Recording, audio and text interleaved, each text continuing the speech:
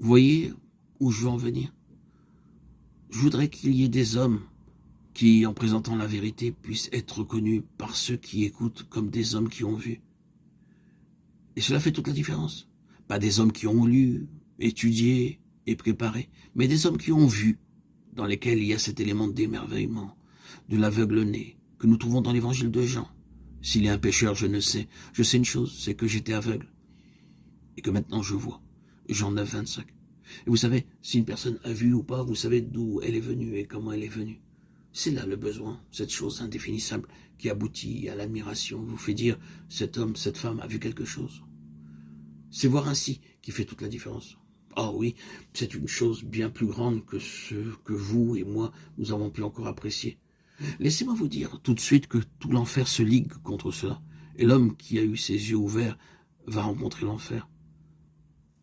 Cet homme de Jean 9 dut l'affronter tout de suite. Ils le chassèrent, et même ses propres parents eurent peur de prendre parti pour lui, à cause du coup que cela représentait.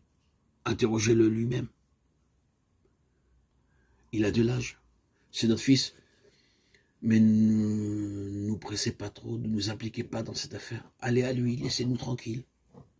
Les parents sentirent le danger et cherchèrent à dévier la question. Voir, c'est coûteux, et peut tout coûter à cause de la valeur immense de voir le Seigneur et de l'opposition de Satan, le Dieu de ce siècle qui a aveuglé les yeux des incrédules. La ruine pour l'œuvre de Satan, c'est que nous voyons. Je t'ai choisi afin que tu leur ouvres les yeux, pour qu'ils passent des ténèbres à la lumière et de la puissance de Satan à Dieu. Acte 26, 18. Satan ne va pas accepter cela ni au commencement ni en aucune mesure. Voir, c'est une chose énorme. Mais quel besoin avons-nous aujourd'hui d'hommes et de femmes qui puissent se tenir spirituellement dans la position où cet homme se trouvait et dire « Je sais une chose, c'est que j'étais aveugle et que maintenant je vois. » Jean 9, 25. C'est une grande chose d'être là. Combien je vois, je ne sais, mais je sais sûrement une chose, je vois. Ce qui n'était pas le cas avant. Il y a l'impact, l'enregistrement de cette réelle expérience. Dans la parole de Dieu, la vie et la lumière vont toujours ensemble. Si un homme voit réellement, il y a vie et édification.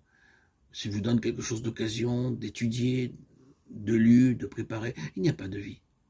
Si ce n'est cette fausse poussée d'intérêt temporaire, une fascination passagère. Mais il n'y a pas de vraie vie qui fait que les gens vivent. Donc, on ne plaide pas pour changer la vérité ou avoir de nouvelles vérités, mais pour qu'il y ait une vue spirituelle dans la vérité. Il est certain que le Seigneur a encore beaucoup de lumière, de vérité à faire jaillir de sa parole. Ici, permettez-moi de rendre clair, si je peux, quelque chose que l'on dit de nous. Nous ne cherchons pas une révélation nouvelle et nous ne disons pas ou suggérons ou insinuons pas que nous pouvons avoir quelque chose en plus de la parole de Dieu. Cependant, nous affirmons qu'il y a encore beaucoup dans la parole de Dieu que nous n'avons jamais vu et que nous pouvons voir. Assurément, tout le monde est d'accord avec ceci et simplement ceci, voir. Plus nous voyons, si vraiment nous voyons, plus nous nous sentons confondus sur le tout, parce que nous nous rendons compte que nous sommes arrivés aux frontières d'un domaine, aux immenses distances qui s'attend et qui s'étend, bien au-delà du pouvoir et de l'expérience d'une courte vie humaine.